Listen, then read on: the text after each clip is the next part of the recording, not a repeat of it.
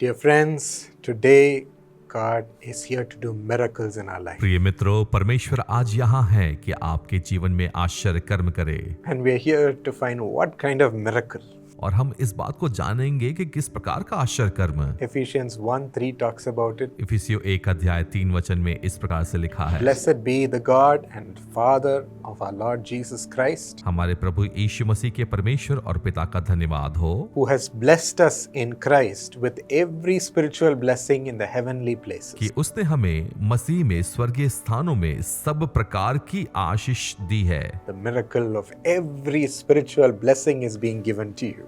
और हर एक आशीषों के आश्चर्य कर्म को हमें दे दिया गया है। Are you ready to receive such tremendous treasures of spiritual blessing? और आत्मिक आशीषों के इस अद्भुत खजाने को पाने के लिए क्या हम This तैयार हैं? verse says we are blessed with this blessing in Jesus. और ये आयत कहती है कि यीशु में हम इन आशीषों से आशीषित हैं। Those who receive Jesus will receive such spiritual blessing. और जो यीशु को ग्रहण करते हैं वे इन आत्मिक आशीषों को And पाएंगे। it comes to us through the Holy Spirit of और God. यह तो पवित्र आत्मा परमेश्वर की आत्मा के द्वारा आता Holy है। Spirit helps us access all these spiritual blessings. और पवित्र आत्मा परमेश्वर हमारी सहायता करते हैं इन आशीषों को पाने के लिए। What type of spiritual blessing? किस प्रकार के आत्मिक आशीषें? The first blessing is salvation. पहला आशीष उद्धार है। Such a great blessing which protects our soul from death. और कितनी अद्भुत आशीष है जो हमारी आत्मा प्राणों को नाश होने से बचाती है। The second blessing is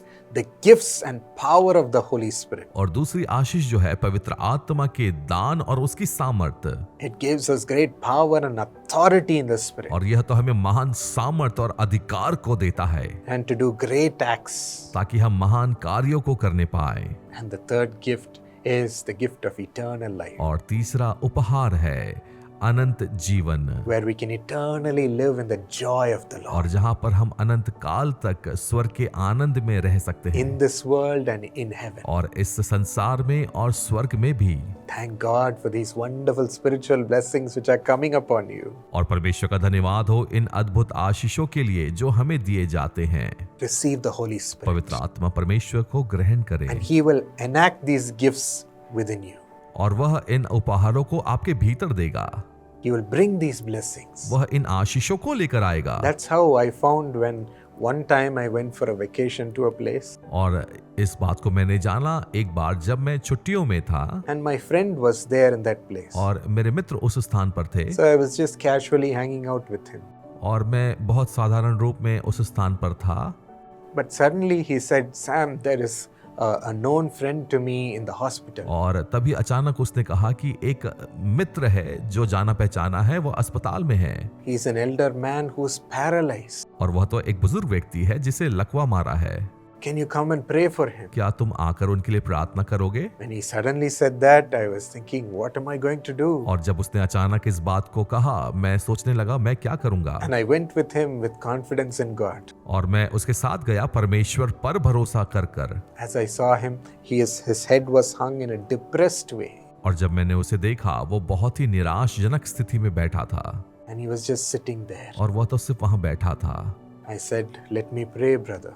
और मैंने कहा कि भाई मुझे प्रार्थना करने But दीजिए। as I started to pray, और जैसे मैंने प्रार्थना करना प्रारंभ किया I felt somebody else take over. और मैंने महसूस किया कि किसी ने तो नियंत्रण लेना शुरू कर दिया, I felt the Spirit of God. और मैंने परमेश्वर की आत्मा को महसूस किया। And He made me pray not for the paralysis, और उसने मुझे प्रेरित किया कि सिर्फ उस लकवे के व्यक्ति के लिए प्रार्थना ना करो, but again and again He made me say that God is thinking about you. और बार बार मुझे प्रेरित करता रहा कि मैं कहूं कि परमेश्वर तुम्हारे विषय में सोचता है। Jesus loves you so much. यीशु आपसे बहुत प्रेम करते He हैं has not forgotten about you. और वो आपको भूले नहीं हैं, He will do something good in your life. और वो आपके जीवन में कुछ तो भला करेंगे। I was repeating that again and again in prayer. और मैं इस बात को प्रार्थना में बार बार कह रहा था, And without even praying for healing, I closed the prayer. और बिना चंगाई की प्रार्थना किए मैंने प्रार्थना को बंद किया। At the end, there was tears in his eyes, और अंत में उसकी आंखों में आंसू भरे हुए थे, just weeping, और वह तो सिर्फ रो रहा था, filled with the love of Jesus. परमेश्वर के प्रेम से भरा हुआ। The Holy Spirit knows how to use us पवित्र आत्मा जानते हैं कि हमें किस प्रकार से इस्तेमाल करें, and makes us receive spiritual blessings and give spiritual blessings. और हमें आत्मिक आशीषों को ग्रहण करने के लिए और आत्मिक आशीषों को देने के लिए Shall we receive him? आइए उसे ग्रहण करें। Lord, we receive you, Holy Spirit. परमेश्वर, हम आपके पवित्र आत्मा को ग्रहण करते Through हैं। the Holy Spirit, we are ready for every spiritual blessing. पवित्र आत्मा के द्वारा हम हर एक आत्मिक आशीषों के लिए तैयार We are हैं। thirsting for it, Lord. हम उसके लिए प्यासे हैं। Give परमेश्वर, your children salvation. परमेश्वर अपने लोगों को उद्धार दे। The joy of salvation is entering into their heart, उस उद्धार का आनंद उनके जीवन में प्रवेश करता making है their heart full. और वे उससे परिपूर्ण हो जाएं। Oh, the gifts of the Holy Spirit are coming into them. ओ परमेश्वर के आत्मिक वरदान आ रहे हैं। Gift of wisdom, बुद्धि का वरदान, gift of performing healing, चंगाई करने का वरदान, bringing healing to people. ओ लोगों के लिए चंगाई का वरदान, Oh, the gift of working miracles, आश्चर्य कर्म करने का वरदान, the gift of defeating the devil. दुष्ट की ताकत को हराने का वरदान। Thank you, Lord. धन्यवाद परमेश्वर, Thank you, Lord. धन्यवाद परमेश्वर, Thank you for giving us a spiritual blessing of heaven, धन्यवाद आत्मिक स्वर्गीय आशीषों को देने के लिए। eternal life. अनंत जीवन Lord, rescuing us from death. जो हमें मृत्यु से बचाती है, Let that joy always exist in our heart. और ये आनंद हमारे जीवन में हमेशा बना रहे। In Jesus' name. यीशु के नाम में Amen. आमीन।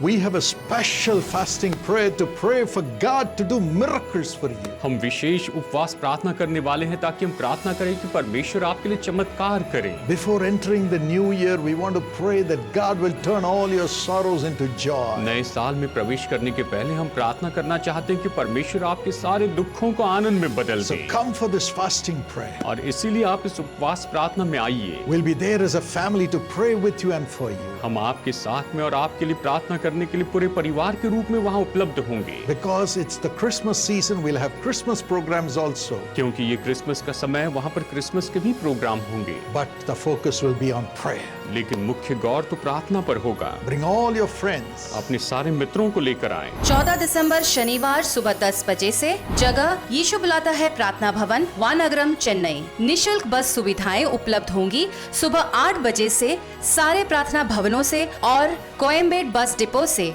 वानगरम प्रार्थना भवन तक। Let us pray together and have our sorrows turn into joy. आइए हम एक साथ प्रार्थना करें और हमारे सारे दुखों को आनंद में बदल दें। Jesus will bless you. यीशु आपको आशीष देंगे।